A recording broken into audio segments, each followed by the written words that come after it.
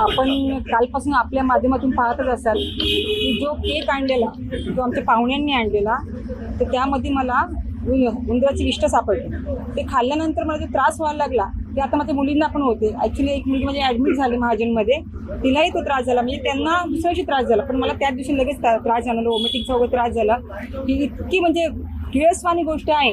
कालपासून आपण ही बातमी करतोय, त्याच्यामुळे अनेक नागरिकांची समस्या आता आपल्या सगळ्यांना कळायला लागली की किती मोठे या बेकरीतून फसवणूक होते. निवड हीच बेकरी नाही तर आणखीन काही जे खाद्यपदार्थ आहेत त्याच्यावरही छापा टाकून त्यांच्यावर कठोर कारवाई केली पाहिजे अशी माझी स्वतःची इच्छा आहे आणि त्यानुसार आम्ही पाठपुरावा करणार. आता एफडीएची टीम जी आलेली आहे, काय पाहणी करताय तुम्ही, काय तक्रार केली?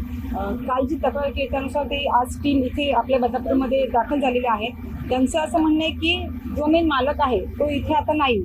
तो मालक नाही तर मग त्यांच्या कामगारांकडून चौकशी करा, त्याचं लोकेशन ट्रॅक करा, तो कुठे.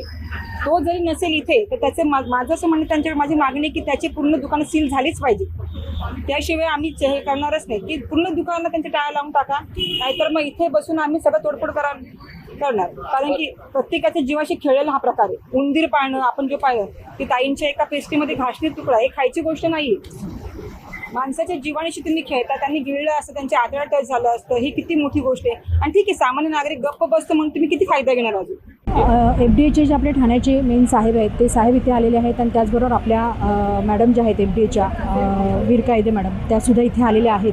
आणि आमची मागणीच अशी आहे की ज्याप्रमाणे लातूर आणि इतर शहरांमध्ये अय्यंगार बेकरीच्या संदर्भात जी काही कारवाई झालेली आहे, तरी बदलापूर शहरामध्ये जवळपास याच्या 5 ते 6 शाखा आहेत या दुकानाच्या.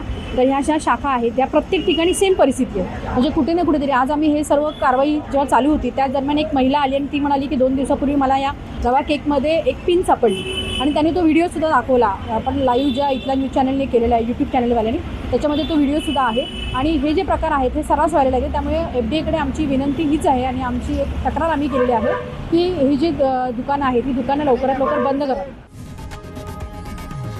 लोकशाही मराठी ऐका, पहा, जागरूक रहा.